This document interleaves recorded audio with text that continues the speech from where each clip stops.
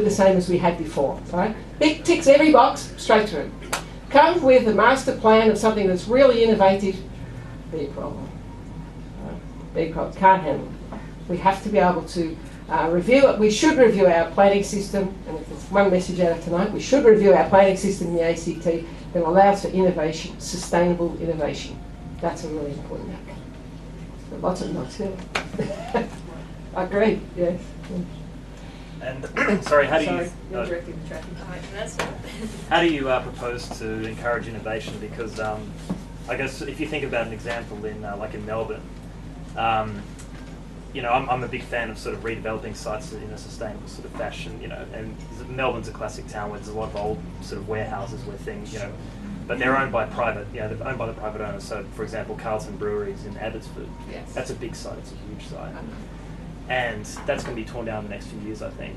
And I think they've done a deal with one of the big developers that's further down the road. But anyway, let's imagine that it's worth about 200 houses worth of land or something like that. So, you know, the state government's going to make a lot of money through stamp duty on that. But if somebody with an innovative idea came in and said, well, hey, we can build some sustainable housing there, I suppose with your experience in planning, you know, what is it that can be done to discourage, you know, business as usual development as opposed to sort of innovative development, and where they can go in the future? Yeah. So what practical things can we do?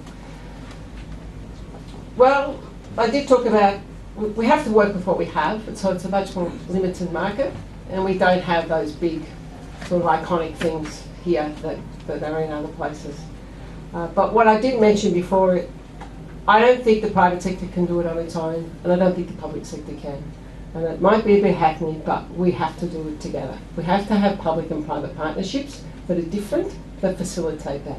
And it may mean a loss from the public sector. I don't use the word loss. It's actually what that old-fashioned term of public investment for public good. So public investment to foster that innovation, I think, will be critical. I don't think we can turn it around any other way in this jurisdiction. So we need schemes to support that, and the federal government should be part of it. The federal government, I mean, there are codes that they're increasing over time to increase building standards and things like that. So. Yeah. So it's not an easy solution. What do you think the limit of Canberra is in terms of population? Is there a limit to growth? Okay. We're going to get into controversial territory here, limits to growth. And you may not like my answer, but that's okay. That's why we're here. My view is very much, and I just gave this as evidence to in Hansard down at the Assembly, so you can look at that. You can cross-check it, really. My view is that it's how we manage urban growth, not how many people. In other words, we could have exactly the same population we have today and be very unsustainable by our consumption patterns, by the way we design our houses, by our lack of public transport. Sounds like I'm playing in Canberra, doesn't it? By the way we manage our settlement patterns. Or we could have twice the population and do it in a very different way, in a smarter way, and reduce our footprint on our environment. So I am of that, and you may not be, but I am of that view that it's how we manage urban growth that's actually more critical. Having said that, that's partly why I'm also arguing for a regional approach. Should we get 700,000 people here? Well, I don't think you have to have 700,000 people here if you put a railway to Cooma. That's my point. That trying to solve our population problem within a set of artificial boundaries that created our national capital is not a sensible way to be trying to solve this problem. Yeah. So we need to relieve the pressure on the one hand, and on the other hand, it's how we manage what we have at the moment that's actually, I like to reduce our carbon footprint. What we have now, let's get it down. California has just, for the first time, this in the National Press Club speech yesterday, just got to the tipping point, and they just started to reduce their carbon footprint. China, as the other speaker yesterday, not advocating this here, but they have a different system. And they've just, from a national level, said, right, province, you, and you, that's your carbon footprint target for next year, and 10 years and 20 years. So it's a bit more dictatorial, yes. Nevertheless, I think they're going to get there before we do. You had a follow-up question. Yeah, in terms of the developing a regional spatial plan, which sounds like a really good idea, given the multitude of jurisdictions you'd have to work with and 2 different state governments of different political persuasions, what do you think the major barriers are to developing a regional spatial plan and how can that be overcome? Okay, so for those at the back, developing a regional spatial plan is a good idea, that's right. What are the barriers or impediments to achieving that outcome? My view is the time is right. There are lots of barriers, okay, and they tend to be jurisdictional and political. This is my patch. Yes, right. Around Australia, and I know this is some field that I do know, around Australia there is increasing examples. Geelong region is one, Sydney Coastal Council is another. I think 9 councils have come together south of Perth, from Mandurah down to Esperance. I can go right around the country where voluntarily local councils are coming together, not because there's regional development in Australia, they're doing this anyway, coming together, working together, because they are recognising for the first time that I've seen in I don't know, whenever, coming together, voluntarily saying, these issues we cannot solve on our own. We cannot solve transport on our own. We cannot solve climate change on our own. We cannot solve regional development on our own or clean green futures. So I think that bodes well. That's the first point. So I think that the timing is right, that people recognise that we need to work together and make those connections in the future. So there seems to be goodwill out there to do that. Whereas not so long ago, a local council would have said, this is my patch and you're not coming near it. Right, this is my domain. So I think we've moved beyond that, and I think that's terrific. Second thing is, at the symposium at Bateman's Bay, local government came on board with the concept, those who were there, and there were general managers there from this region. The heads of the 3 regional development committees, Far South Coast, Southern Inland and the ACT came on board. Chief Minister's representative, very senior, came on board. Representative from the Premier's Department in New South Wales came on board. People, the time seems to be right when people, I know Simon Creed talks about joining the dots, probably drives everybody mad. I gave him that phrase, I was partly responsible, and there's a few Commonwealth public servants want to lynch me, but it's a simple phrase, but it's people recognising these issues are bigger than any one jurisdiction to solve. And I think the timing is right. And I think if we can get some federal funding and some local funding, and I put the proposition to councils, would you put in $5,000? No, of course not. Said, okay, would you come into this project and contribute in kind, data, resources, in kind, academics know what this means, and so, yes, I said, good. And would you also like to have placement of my planning students out there to work on the regional plan? Absolutely, because there's a critical shortage of planners. If we design it properly, everyone could be a winner of this. And if the ACT government could come in with a financial contribution in the Commonwealth, I think we need about $400,000, just to put that on the record, to do a regional plan, and I think that the parties are willing to do that. I think we'll take 2 more questions, and I'm sure Barbara will be available after. Sure. Gentleman in the hat. Yes. Seems very serious, isn't it? I'm going to jump. I guess it is serious, though, I repeat.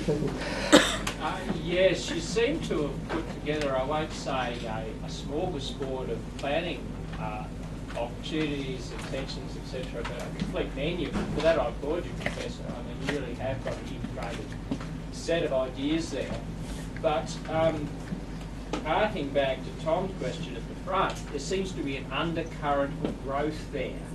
Now, in my little lifetime, I really haven't seen how more people, more growth, bigger suburbs has actually done anything for the community, the environment, and the whole social integration and cohesiveness. I mean, bloody Western Sydney, North Melbourne. I mean, I go to these places for business. I mean, Gungahlin. I mean, I just don't see how that's ever going to become, you know, a nice big tree green, right? I just don't see it. And there seems to be an undercurrent of growth. Now, I think there has to be some sort of a limit, and I don't see it. It seems you can plan your way through it. I don't think you've really addressed All right. No, it's good. I'm not an advocate. No, I think it's good to clarify this. I'm not a great advocate of growth, but I recognise that, rightly or wrongly, that it probably will be practically something that we have to manage. Okay? I don't think growth is going to disappear tomorrow. So if that's the reality, let's make it happen in the most sustainable way. Your point about the expansion of cities, I'm an advocate of compact development. I'm not an advocate of expansion of cities, which is why I talked about the regional focus. I'm an advocate of a regional approach. And that's why I support what's happened in Victoria. Now, what I am really concerned about, and I think you might agree with this, is the New South Wales government changed and the Victorian government changed recently. Both have come in on a platform of abolishing the urban growth boundaries. So, which I think is appalling. Right? By the way, I've emailed my local member Good. about Good. that. Well, I'm very pleased. I think you all should. So I think that, so I'm not advocating growth, sprawling growth. I mean, planners, you know, it's the antithesis of planning. But what I am, I guess, practically saying is I think we will have growth. If we're going to have growth, we need to manage that growth. We need to manage it in a way that, in a spatial pattern that is the most sustainable. My view is that that is smaller centres, spaces in between green, linked by public transport, and a more regional approach nationally, in fact, to settlement. So. Final question Yeah. here at the front. I think this question of growth really is vital. Personally, I think a little bit of negative growth would be a wonderful thing. Yes. I think so much easier for all of us. How do you do it? Well, you can't, but well, you can. Consider what Canberra was like 40 years ago. 100,000 people. Switzerland. Exactly. Berlin, right now. Right now, exactly. We were completely green as regards energy consumption 100,000 people 40 years ago. We got the lot from the snowy state. Not the case anymore. We could drive around Canberra at will, abandon our cars, we didn't park them, and do whatever we liked at any time of day. That's not green. It's not, well, it was then. That's right. You're going to have a big debate. Exactly. But it's a very good quality of life. Once you abandon the private car, you go backwards so fast. You can do 2 things in a day with a private car. I've just come back from spending 3 months, 3 months in London, in Barking, and I was commuting. Well, I couldn't do a day in the city and have a night out and commute. It just can't be done. Right. So there we are. But I just look.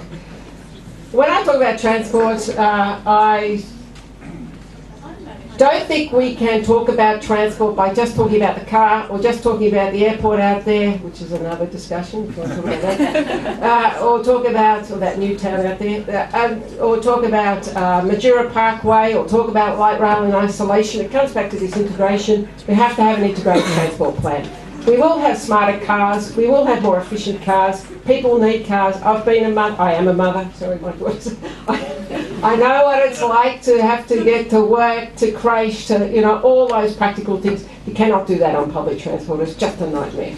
I mean, you can, but that's about all you do in the day, and there's a few other things you have to do. So, so the practical realities are cars are here to stay. But I think that the hybrids, the smarter cars, the point is there's no choice. Our public transport system here is appalling relative to other places. Yeah. There we go, I'm on the record for that now.